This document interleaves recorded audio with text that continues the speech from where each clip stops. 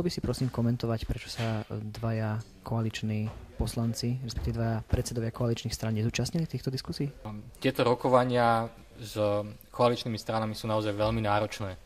Sú oveľa náročnejšie ako s opozičnými stranami. Je nám to veľmi ľúto, lebo týmito fórami sa snažíme vytvoriť platformu pre úplne všetkých. Chceme, aby všetkých hlas bol počutý. Chceme, aby sa každý jeden líder strany podrobil otázkam voličov, otázkam študentov, otázkam Ivana Štulajtera.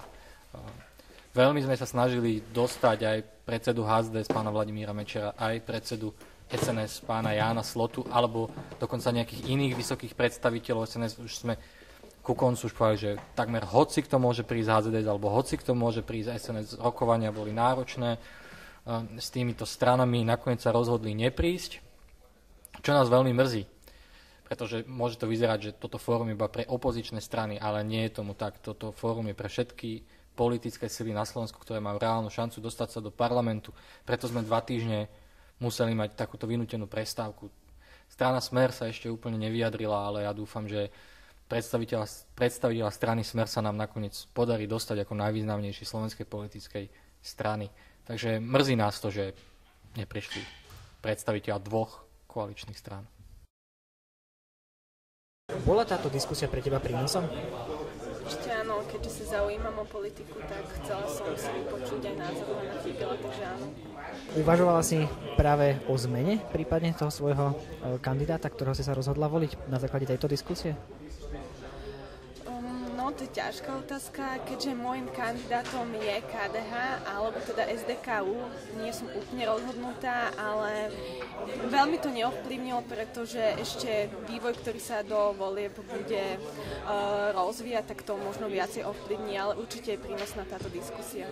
Ak by si mohol porovnať túto diskusiu a diskusiu, na ktorej si sa minule zúčastnil, ktorá bola pre teba viacej prínosná? Viacej prínosná.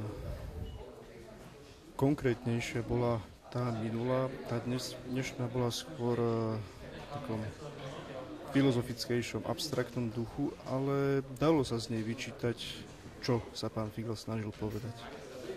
Menila táto diskusia nejak tvoje politické preferencie? Nie. Nie, nakoľko mne pán Figel je sympatický, odkedy sa zaujímam o politiku a prednášal aj u nás na škole, nie ako vyučujúci, ale mal tu niektoré prednášky a neboli vždy jeho názory sympatické. Čiže dnešná diskusia na to nič nemení, len ma utvrdila v jeho názore. Ako som už minule povedal, pre mňa je dôležité, aby tá strana mala víziu dopredu, aby napríklad pomôžem si dnešnou diskusiou, páčilo sa mi, keď pán Figel vravil o tom, aby sme neprejedali budúcnosť nás mladých, vašu, moju, kolegov naokolo, nakoľko nie je to fér. Nie je to fér, ak to robia teraz naši rodičia, naši starí rodičia. Nie je to fér, ak to budeme robiť my našim deťom, pretože na to nemáme právo. Ty si tradičným účastníkom týchto našich diskusí. Do akej miery ťa uspokojila odpoveď pána Figela na tvoju otázku? No, moja otázka bola trochu problematická, lebo zdanlivo išla od témy. V zásade som na ňu dostal odpoveď. Čiže ja som spokojný s tou odpoveďou. Mám pocit, že pán Figel je typ politika, ktorý komunikuje tak ťažkopádnejšie, tak vzletnejšie niekedy. Čiže predpokladám, že aj prípadní diváci na internete možno pre nich to bude ťažšie na pozeranie. Pre mňa to bolo možno tak primerane. Máš pocit, že toto vzletnejšie vyjadrovanie pána Figela, ako si povedal, by mohlo ovplyvniť voličov, že by mu povedzme nerozumeli? Áno, samozrejme. Je dôležité z môjho pohľadu aj to, ako politik dokáže predať svoje myšlienky.